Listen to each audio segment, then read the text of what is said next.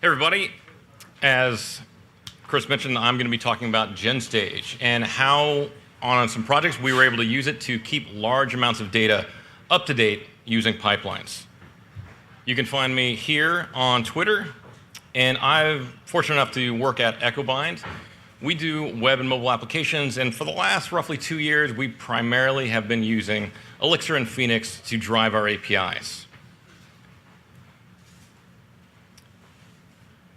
So for a lot of our projects, we work with a lot of different clients, and we come across different projects that kind of drive different needs. And the nice thing about consulting is you end up looking and working on different projects that kind of draw on and highlight some of the power behind Elixir and Phoenix. And like a lot of folks here today, I made the transition to Phoenix from Rails.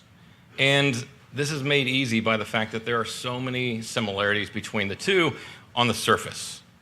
You know, everyone's seen probably a slide that looks just like this, right? And if you come from the Ruby community, you probably dove into this and thought, I can be productive and I can, write some code and have these APIs do what I want them to do. And that's great for getting the community to grow and to support the people who have that background. But Elixir's got a lot of layers to it. And with those layers come things that don't necessarily have things that, as a former Ruby developer, that I could draw on. I don't have something I can look at and say, oh, this is processes. These are just like this in Ruby, or agents and gen servers and so on and so forth. It's all of these things that we can sort of draw on and leverage in the process of working on these different APIs. And it's those things that make the difficult things easy to do with Elixir. Now, you've either said this or you've heard someone say that probably today. And one of those things that we'll use and we're going to look at today that make things easy is GenStage. Now, when GenStage was announced a couple years ago, you might have read this on the announcement page, right? And you read this, and I kind of throw back to I'm sitting there, say, in a college classroom, and the professor says something, and I'm nodding along, and yes, that makes sense, and this is all good. And in the back of my mind, I'm like, I don't really get it, right? I hear you, but I don't hear you. And so when I'm trying to learn about something that I don't necessarily have, a common experience that I could draw on, I'll look at the docs. I'll try to learn from that, and the docs are amazing in Elixir. But then, you got to really dive in. You have to dive in and actually use the thing to get at the details, because this sentence, it's very easy to read, but there's a lot to it. And so, one of the things that we did in terms of diving in and learning about it is working on this project that took us to a client out of sub-Saharan Africa. Now, Africa is a different place. And when I say that, what I mean is the access to resources is different in sub-Saharan Africa than you have in New York City or really anywhere in the United States. Less than 45% of sub-Saharan Africa has access to electricity. In the United States, by the way, it's 100%. Worldwide, it's about 87%. Cellular subscriptions, there's about 700 million in sub-Saharan Africa for the billion people that are there. Kind of a funny thing you wouldn't expect necessarily, there are about 122 cell phone subscriptions in the United States for every 100 people. And worldwide, I really didn't expect this, there's actually a little over 100 cell phone subscriptions per 100 people in the world. And this hockey stick growth that you see here has had a pretty dramatic impact in sub-Saharan Africa. For example, having an account at a bank institution or mobile money provider, back in 2011, it was about 23%. Now, in 2017, it's about 43%. In the United States, it's 93%, worldwide, 68%. Pretty high rates, and this is just people 15 and over. Beyond being able to send your cousin money for whatever in sub-Saharan Africa, it's had a huge impact on healthcare. And this is, something as simple as access to healthcare records when you're out in the field. It can be scheduling of appointments via mobile, and it's solving supply chain issues that you find. And this can occur because, let's say that you're taking your child to the nearest clinic, which is 20 miles away, for a vaccination, and they ran out, and you had no idea. Or maybe you forgot an appointment, or these different clinics, maybe they'll see that they're running low on a particular medication. They can use mobile to indicate that they're low to get that resupply before they run out. One thing I was a little bit surprised to hear is Sub-Saharan Africa has 11% of the world's population, but the disease burden is actually 25% of the world. They only have, however, 3% of the healthcare workers. What that really translates to in real numbers is, at least in terms of 2012, for every 100,000 individuals, there was only 18 medical doctors. 18 per 100,000. In the United States, it's about 270. So they have limited resources. The healthcare infrastructure is not as strong as you would like to see. So using technology is critical to making that system as efficient as it can be. One of the ways that they can use technology, especially with the huge growth in mobile phone subscriptions, is patient outreach via SMS. Now, this can be something like appointment reminders. It can be educational sort of outreach programs via SMS. And we're leveraging GenStage to help make that possible.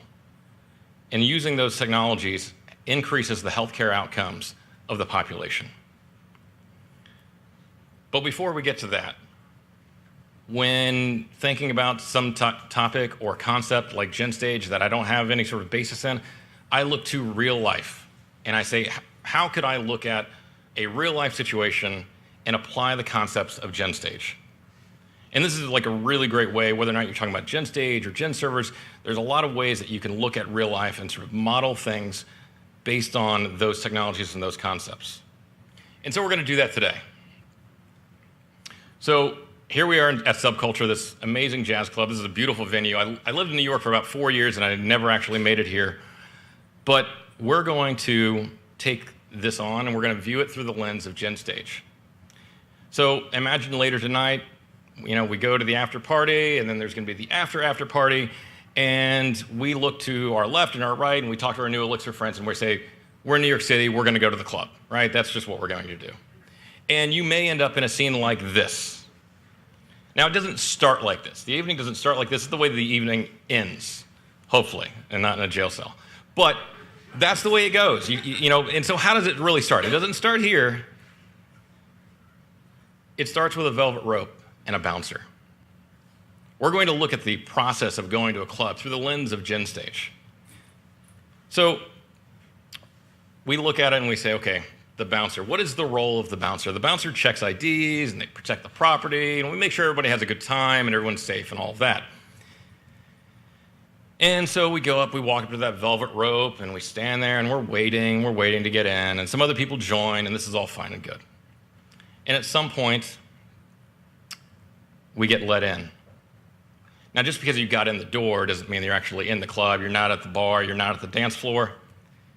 You've got to talk to the next person in the process, and that's the ticket taker. This is the guy that's going to say $10, $5, whatever it may be. And then after you pay your money, you're able to go in. So that's how you might think of this experience as a patron, as someone going to the club. But in order to understand how GenStage fits into all this, we have to look at it from the opposite perspective. What does it look like from the people who work there? Now, when the evening starts for the people who work at the club, the venue is empty. It starts out empty, and it's the responsibility of the manager to fill that venue, to make sure everything runs smoothly. He has a number of different responsibilities, one of which, though, and this is very important, is to make sure you don't go over capacity. You go over capacity, and the fire marshal's going to come in, they're going to shut you down, the evening's over. That's no fun for anybody, and everyone knows that this is only going to happen right after your jam comes on.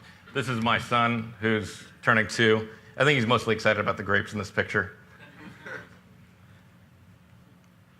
So you might look at this and say, okay, the manager looks and says, I can take 350 people in this venue. That is the most I can take. And so when the evening the venue opens, the manager will go to the ticket taker and say, I can take 350 people. That is the most I can take. And the ticket taker will go and tell the bouncer, okay, I can take 2 people. Now you might stop and ask yourself, why 2 people? We can take 350. Well, the ticket taker only gets a small section of the venue, right? You go through, you open the doors, the velvet rope gets pulled back, and there's a small space there because you got to, have enough for the bar and the dance floor, all of that. So he's got room for 2 people. That's it, 2 at a time. And the bouncer will then say, okay, you 2, come on in. And so they come in and they pay their money and they finally get in after however long of waiting in line. So that's how you might think of it, just in sort of general, sort of real world terms. But let's look at it through the lens of being a GenStage pipeline. What would that look like? Well, that manager is not actually a manager. That manager is a consumer. In GenStage terms, you really have 3 different types, right? You have a consumer, in the case of the manager, and you might refer to this as a sink. This is where data or events end up. The consumer requests and receives data from producers. So this translates into that consumer saying, I demand 350 club goers. And he asks that of the ticket taker, the next stage in the process, the next pipeline. And so the ticket taker is one of the other types, a producer consumer. They are, you might see, as a source and a sink. They receive data and they also give data. In this case, the producer consumer, the ticket taker, responds to the demand of the manager and requests events from producers. So if the ticket taker is the producer, that only leaves the bouncer. The bouncer is the producer in our pipeline. And the ticket taker, again, only having room for 2, will go and ask the bouncer for 2 people. The producer is a source of data, a source of events. The source then responds to demand by returning events. Again, just asking 2 people from the line to come in. In this case, the patrons, the people later tonight going to the club, they are events to be processed.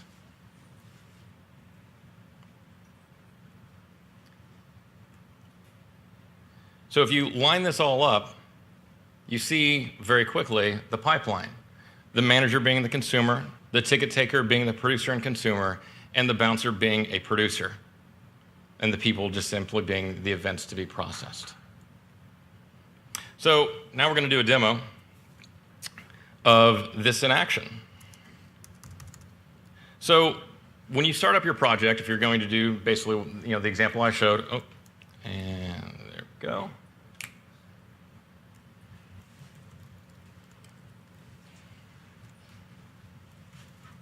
Is that large enough for everyone?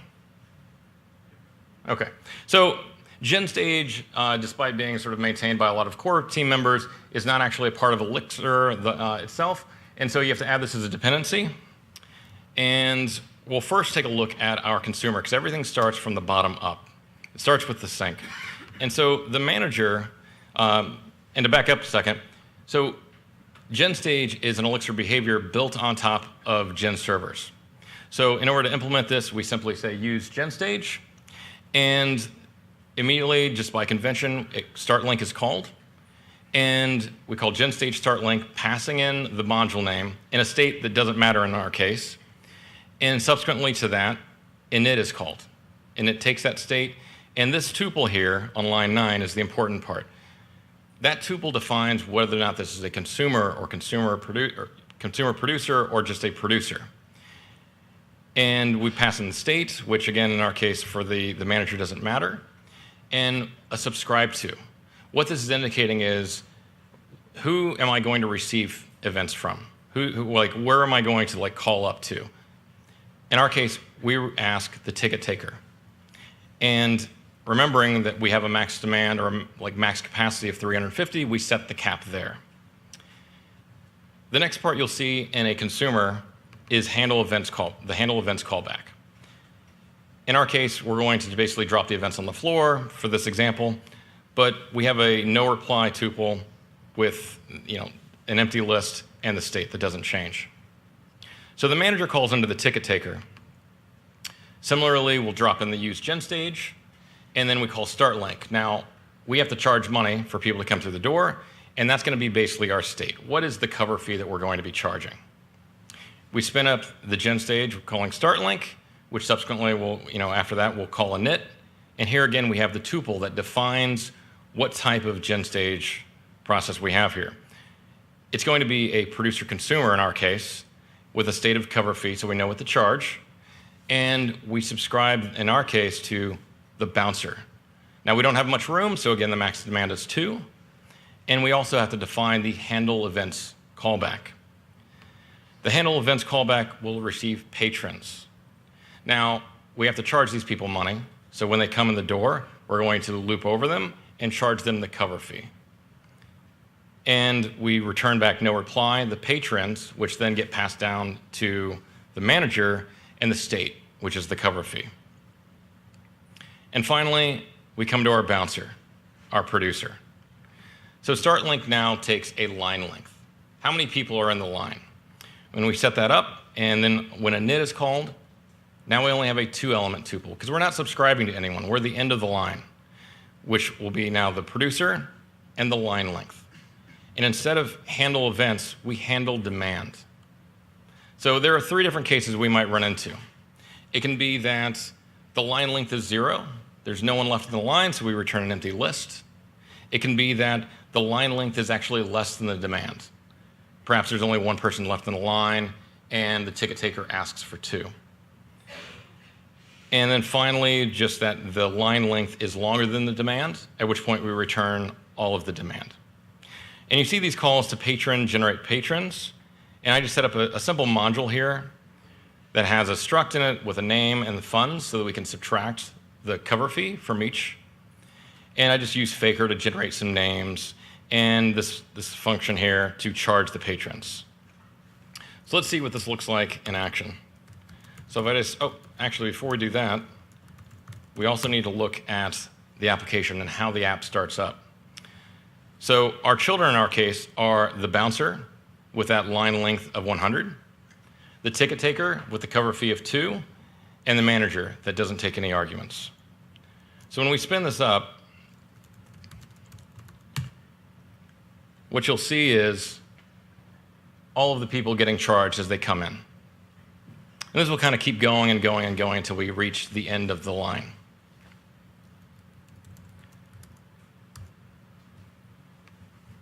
So how does this have anything to do with Sub-Saharan Africa and patient outreach via SMS, right? Like, that's great, we're gonna have a great time tonight, but how does this relate to the talk? Well, there are a couple problems that happen when you're dealing with this kind of patient outreach. The critical piece of all this is you need accurate data. So our client partners with hospitals in Africa. And what they allow them to do is, the hospitals provide their patient data, and they can log into their app and say, I want to send people between these age ranges with these conditions. And you need to have accurate data in our system to be able to target the right people. And if you don't, you can have the problem of misconnections, for example. And that may be that I want to message pregnant women, let's say. And let's say last week a woman came to the hospital and they, she took, had a pregnancy test and they've, confirmed she's pregnant. We don't message that person because we don't know. Our system doesn't know it. We're not the system of record. So there's that problem. And then there's incorrect messaging. Incorrect messaging is probably the worst of the two, right? If you think about doctors doing the, following the do no harm principle, it can be bad to message someone that you shouldn't. So for example, it could be noisy, just simply that I'm going to message people who need to get a flu shot, but I got my flu shot last week and now it becomes noisy and I start disregarding the messages because it's just noise to me. I don't listen to it anymore. But it can be worse. It could be worse like in the worst case scenario, let's say that a parent loses a child and it's time for vaccinations before the new school year or flu shots, that sort of thing. And you message that parent for that, and it's a painful reminder. This is the worst, in my opinion, of the two. and we really don't want either. So what are the ways in which we can solve this? How do we keep patient data up to date? So one way that we can handle the misconnections is the same way that we get the data to begin with. We get a data file, we load it in the system, but instead of creating patient records, we will just simply do updates. So we can solve that problem, right? We can solve the problem of, we should have sent you this message because you're newly pregnant, but we didn't. Great, we can solve that problem. It may not be like up to the minute accurate, but it's good enough. Incorrect messaging is a much harder problem. So let's play out a scenario of what needs to happen when we have messages that need to be sent. So we have recipients, and we loop over this, and what we need to do is get updated patient information from the partner hospital's API. We need to transform that data into the format of our database. We need to validate that that message still applies, and then send or discard that SMS. So imagine the scene. We have a hospital worker sitting there. They filtered everyone down to the exact population they want to reach, and it makes a call to the API for our client, which is built on Rails. That goes and writes into the Postgres database all of these messages that need to be sent. But unbeknownst to them, 3 of them shouldn't be sent at all. This is where GenStage comes into play. We're going to set up a pipeline to go through those 4 steps that I previously talked about. So let's lay that out. So again, we'll have a consumer, producer, and producer, and we'll kind of go through what each one of these will do. The producer's sole responsibility is to return messages that need to be validated. That producer pulls those messages out of the database and sends them down the line to the producer-consumer. And that producer-consumer might do something like this in the handle events callback. We might simply loop over these and make a task async call to reach out to that partner hospital to retrieve that data. And in all likelihood, we'll transform it at that point in time. Now, one of the things that you might do when thinking about, how should I break up my pipeline? What should be a producer-consumer? What should just be the consumer? And this, I think, is the critical thing. And it's very easy to overlook how you should break this up. Whether you're talking about gen stages or gen servers, it's very easy to think, logically, these are 4 steps. I'm going to break it up into 4 different stages in the pipeline. But you shouldn't think about it in those strict ways. You should think about it in terms of what are the concurrency implications here. So if you think back to the nightclub example, the club owner, the manager, can take 350, but the ticket taker only has room, only has the capacity to take on 2 at any given point in time. We run into the same problem when dealing with partner hospital APIs. Maybe one can support 20 concurrent requests. Maybe another can take 100. We need to make sure that we balance the amount of requests that we make such that we don't overwhelm a partner hospital's API. Finally, after the producer-consumer gets that data, transforms it, we send it down to our consumer, which in our case is simply going to update our database, our records of each and every patient. And behind the scenes, there's a sidekick job on the Rails side that'll go through and see there's an update and then go through and look for messages and confirm whether or not they still apply.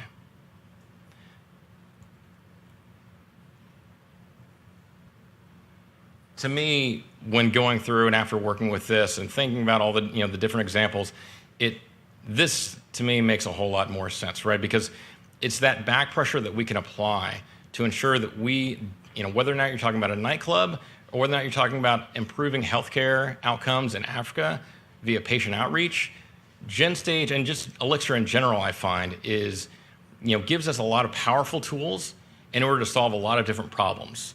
And, again, whether or not it's, I'm modeling a nightclub to I'm helping healthcare in Africa, I'm just really thrilled to be able to use these tools because it solves, when you want to go and send 100,000 SMSs out and you want to make sure that the 200 that you really shouldn't send don't get sent. I was, really happy to reach into the tool bag and see this tool that allows us to kind of do this in such a powerful way. But I'm just showing you the tip of the iceberg. This is the demand dispatcher, right? What I've shown you thus far. Someone asks for or gives you demand, and you dispatch based on that. But there are other ways that GenStage operates. We have the broadcast dispatcher, which sort of like imagine a scenario where you receive events and then you want to like actually send that out to a number of different consumers. There's the partition dispatcher, where maybe like based on the type of event, you send it to one consumer versus another. And there's a different type of consumer. There's the consumer supervisor, which I'll show off here really quick. So in our earlier example where I showed you, charging different people different dollar amounts when they come through the door, I dropped those patrons on the floor. They came in and it's like they just immediately left, right? So I changed this up to be a little bit more interesting. Oh, thank you. So if we take a look at the code here now, our manager is the thing that has changed. So instead of using GenStage, I use a consumer supervisor. And so what this is going to spin up is I'm spawning gen servers for each and every event that comes through the door. And if we look at that gen server, what that amounts to is when they come in the door, I create a process, and I basically, this patron, I actually didn't show you this module. Well, the updates to this include an activity. What are people doing when they come in? This is like a really cool way, I think, to sort of model different activities. Because what I end up doing here is when they come through the door, I set up timers. And every 5 seconds, every patron is going to change what they do. And this can vary from, you're in shock because your favorite song is playing. You might get on the table, start dancing. You're buying some bottle service. You could be thrown out by the bouncer. There's any number of things you could model here. And so now when I spin it up, you can see that I'm charging people. But then here in a moment, you'll see someone's people watching, someone's leaving. Someone got thrown out. That's where the shouts "I was leaving anyway" line there. And this just kind of goes on. And even though this is kind of flying by, I can pull open the observer. This might be a little bit difficult to see. You can see the bouncer. You can see the manager, and all of the processes that hang off of that. And this will just keep going on and on and on until I get out of the line length there. And so again, there are just a variety of ways. Like when you think about GenServer and GenStage, they're sort of, they're general, but they're really powerful. And so whether or not we're talking about this or the way that we're using it for patient outreach, it's really, whatever you need that involves requiring that back pressure. And so, again, really thankful for all the core team's work on things like this. Even if it doesn't go into the core library, it's powerful stuff that we're able to use in different ways. And that is my talk.